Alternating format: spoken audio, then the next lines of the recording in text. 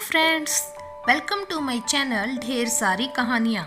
आइए शुरू करते हैं आज की कहानी, वो बदनाम गलियाँ भाग 1। दो प्यारी आंखें खिड़की से बाहर टुकुर टुकुर झांक रही थी। यही होगी उम्र, कोई 20-22 साल। मासूम चेहरा, गोरा रंग, तीखे नैन, गुलाबी पंखुड़ी से होठ और लंबे बाल। कभी घर के आंगन में खाना बनाती अपनी माँ को देख रही थी, तो कभी पास ही नल पर कपड़े धोती अपनी छोटी दीदी को। मगर सब कुछ धुंधला धुंधला सा था। तभी किसी ने उसे बाहर से पुकारा, पारो, आजा तेरे बाल बना दूं। पार्वती मुस्कुराई, आई बड़ी दीदी, और उछल कर खड़ी हो गई। उतर कर दरवाजे तक भी नहीं पहुंची थी कि दंदनाते हुए 5-6 हट्टे कट्टे आदमी दरवाजा तोड़ते हुए तेजी से अंदर दाखिल हुए। उनको देखते ही उन तीनों की चीख निकल गई। माँ चीखते हुए दरवाजे की तरफ मदद के लिए भागी, मगर उन आदमियों ने तीनों को धर दबोचा और उनके बालों को पकड़कर खींचते हुए घर के अंदर की तरफ घसीटने लगे।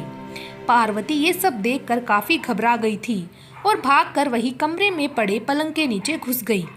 वो इतनी छोटी थी कि उसे कुछ समझ नहीं आ रहा था। बस डर के मारे अपने मुंह को अपने छोटे छोटे हाथों से दबाकर सुबक रही थी। उसकी आंखों से आंसू टपक रहे थे।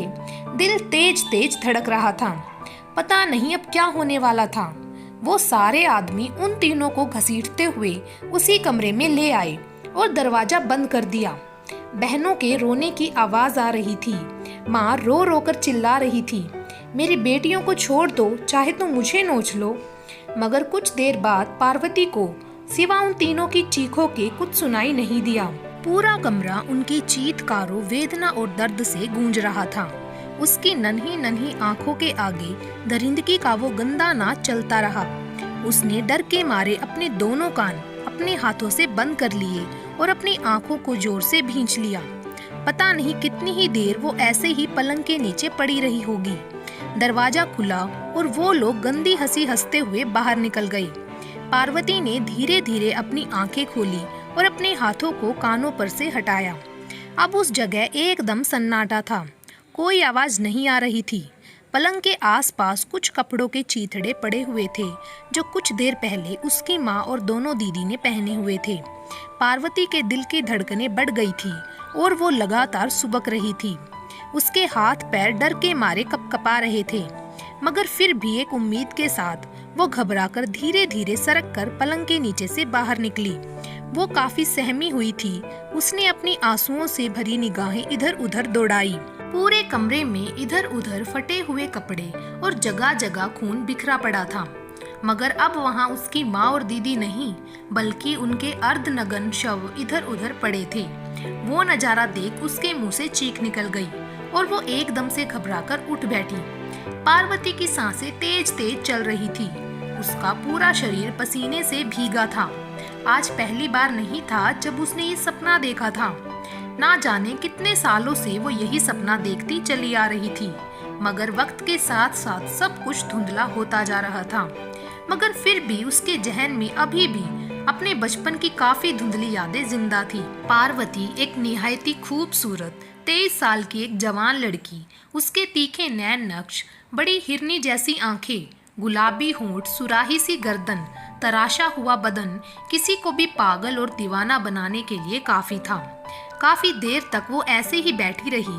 फिर उसने घड़ी की तरफ देखा। शाम के 5 बज रहे थे। रोते रोते पता नहीं कब उसकी आंख लग गई थी। उसका मन अभी भी शांत नहीं था। वो उठी और कमरे से निकलकर बाहर गलियारे में बनी बालकनी में आकर खड़ी हुई। वहां से पूरा मोहल्ला और बाजार साफ दिखाई देता था। दिन के समय उजाड़ पड़े इस मोहल्ले की रंगीनियत को शाम होते होते 4 चांद लग जाते थे। वो काफी देर तक वहीं खड़ी बंद दुकानों और इक्का दुक्का आते जाते लोगों को देख रही थी।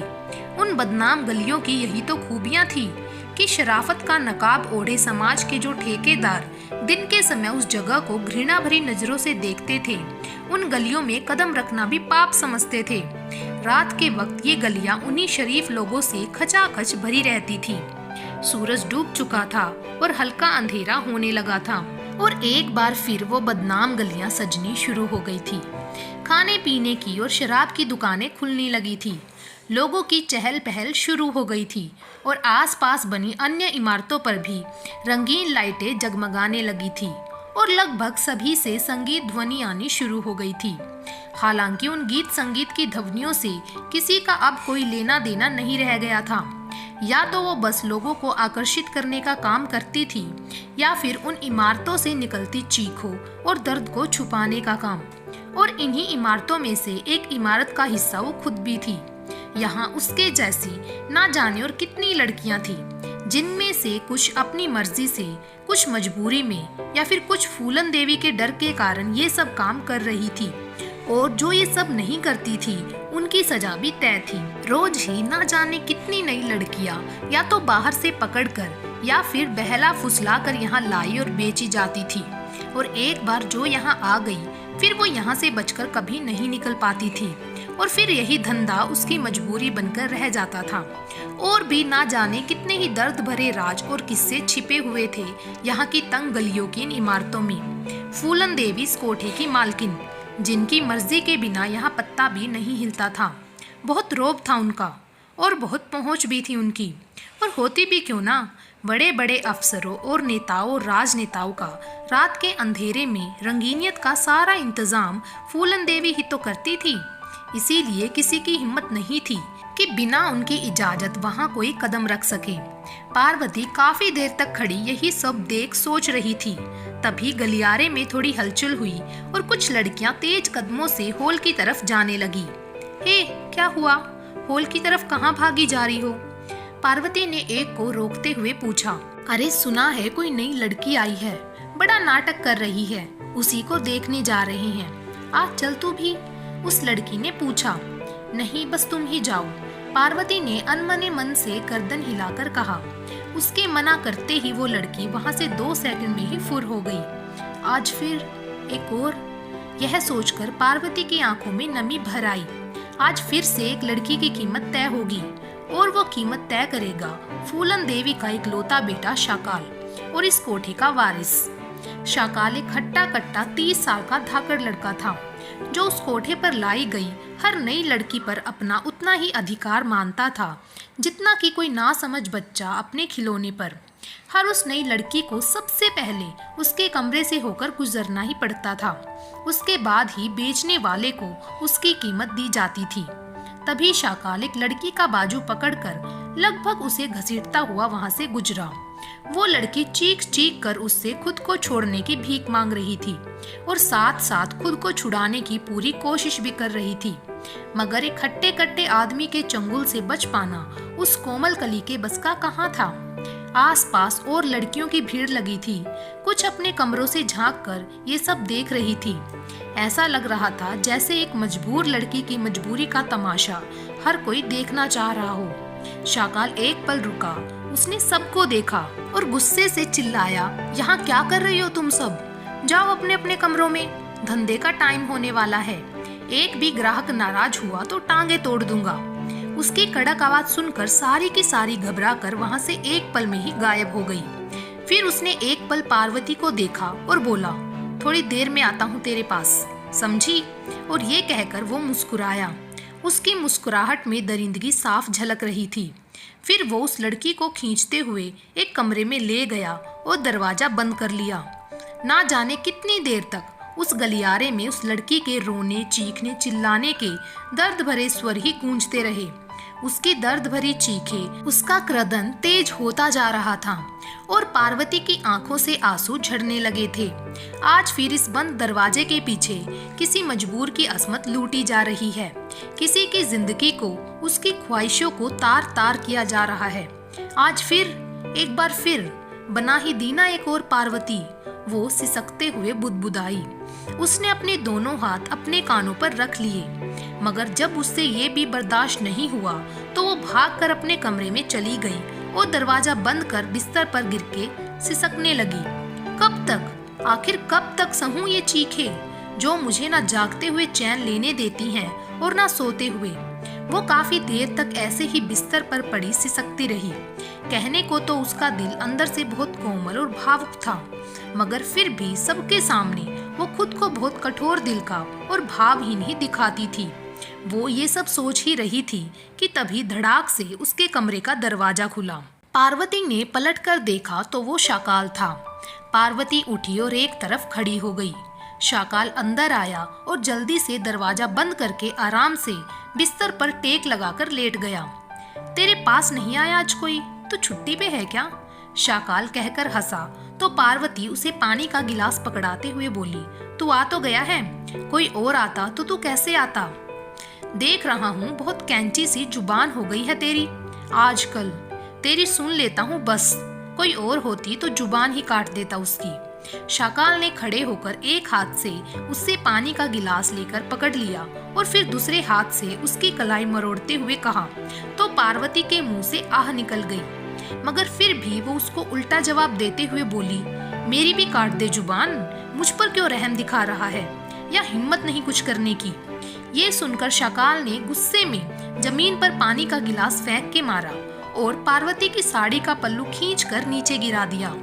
फिर उसने अपनी बलिष्ठ भुजाओं में जकड़कर बोला, तू जानती है तुझे क्यों नहीं कहता हूँ मैं, फिर भी लगता है आज तू ऐसे नहीं मानेगी। और ये कहकर उसने उसके गालों को अपने हाथों में भींच लिया और जैसे ही उसने जोर जबरदस्ती करने की कोशिश की तो पार्वती ने उसे थोड़ा पीछे को धकेलते हुए खुद को उससे अलग कर लिया और गुस्से से बोली, बहुत जल्दी हो रही है तुझे अपनी मर्दानगी दिखाने की? अभी अभी उस नई लड़की के पास से ही तो आ रहा है। जी नहीं भरा तेरा उस लड़की पर जोर आजमाइश करके? लगता है अब इसी की आदत हो गई है तुझे भी। और ये मुझ पे क्यों इतनी जोर आजमाइश कर रहा है तू? कैसा मर्द है रे तू? ये सुनकर शाकाल आग बबूला हो गया। उसके दांत और मुट्ठियां गुस्से से भिजी हुई थी। एक पल को ऐसा लगा पता नहीं अब वो क्या करेगा, मगर फिर उसने कुछ नहीं कहा और फिर वो दरवाजा खोलकर पैर पटकता हुआ वहां से चला गया। तो पार्वती ने तो एक पल को जैसे चैन की सांस ली और कुछ पल के लिए दीवार से सटी यूं ही खड़ी रही। उसकी सांसें तेज तेज चल रही थी। उसे बिल्कुल भी यकीन नहीं हो रहा था कि शाकाल वहां से इतनी आसानी से चला गया। उसे तो लगा था आज कुछ तूफान ही आ जाएगा।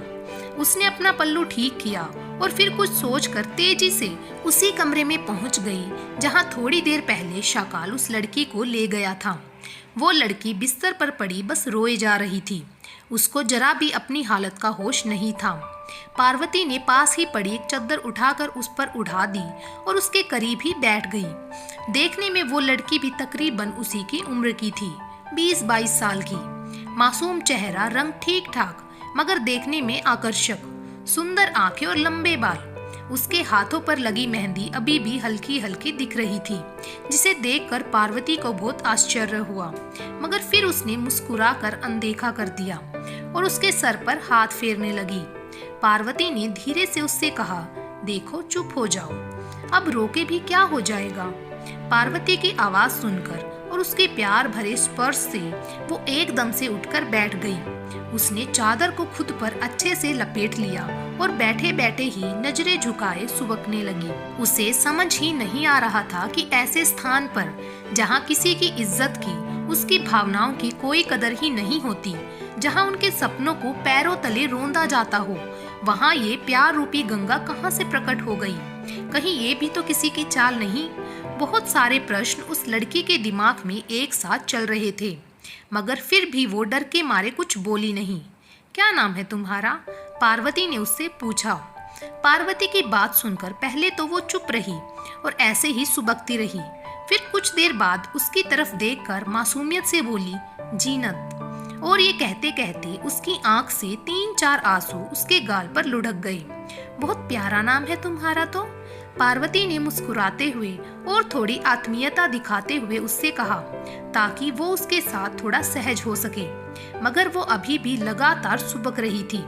उसका मासूम चेहरा और ये हालत देखकर पार्वती का मन अंदर से बहुत दुखी था। हालांकि ये सब उसके लिए कुछ नया नहीं था, फिर भी उसके लिए उसके दिल में एक अलग सहानुभूति उमड़ रही थी। चलो अब चुप हो जाओ, कब तक रोती रहोगी ऐसे? अब इसे ही अपनी नियति मान लो और जितनी जल्दी हो सके ये सब स्वीकार कर लो, उतना ही कम दुख होगा। और चिंता क्यों करती हो, मैं भी तो हूँ ना। पार्वती ने उसे मजबूत बनाते हुए समझाया। तुम भी यही रहती हो क्या? उस लड़की ने पार्वती को एक बार फिर देखा और बहुत ही भोलेपन से पार्वती से पूछा। तो पार्वती ने मुस्कुराते हुए कहा, हाँ, यहीं सी मंजिल पर तुम्हारे कमरे से 3 कमरे छोड़कर ही मेरा कमरा है। तुम जब चाहो मेरे पास आ सकती हो। ये सुनकर जीनत मुस्कुरा दी। उसे तो यहाँ किसी से इतने अपनेपन की कोई उम्मीद ही नहीं थी, मगर पार्वती के बर्ताव और अपनेपन से उसको बहुत ढांढस मिला था। उसको अब थोड़ा शांत देखकर पार्वती ने कमरे का सांकल यानी कुंडी लगा दिया और एक जोड़ी कपड़े अलमारी से निकालकर उसके आगे सरका दिए। लो, ये पहन लो, पार्वती ने कहा और दूसरी तरफ मुंह घुमाकर बैठ गई। जीनत उठी और कपड़े पहनने के लिए उठा लिए। साड़ी, ये तो मुझे नहीं आती बांधनी, जीनत ने भोलेपन से कहा। क्या मैं मदद कर दूं? बोलो जल्दी, अब तो यही पहननी है यहाँ, पार्वती ने मुस्कुराते हुए कहा। हाँ, प्लीज कर दीजिए ना, जीनत ने मदद के भाव से उससे कहा और फटाफट ब्लाउज और पेटीकोट पहन लिया। पार्वती उठकर उसकी साड़ी बांधने में मदद करने लगी और साथ साथ उसे समझा भी रही थी कि इसको कैसे बांधते हैं। जीनत अब तक पार्वती के साथ बहुत सहज हो गई थी और उसकी बातों पर हल्का हल्का मुस्कुरा भी रही थी। पार्वती के साथ कुछ देर के लिए वो अपनी सारी तकलीफें भूल गई थी। तुम तो बहुत अच्छी साड़ी बांधती हो, मुझे भी सीखना है, जीनत ने मुस्कुराते हुए कहा। तो पार्वती बोली, हाँ, क्योंकि इतने समय से जो पहन रही हूँ। कितने समय से हो यहाँ तुम? जीनत ने पार्वती से पूछा।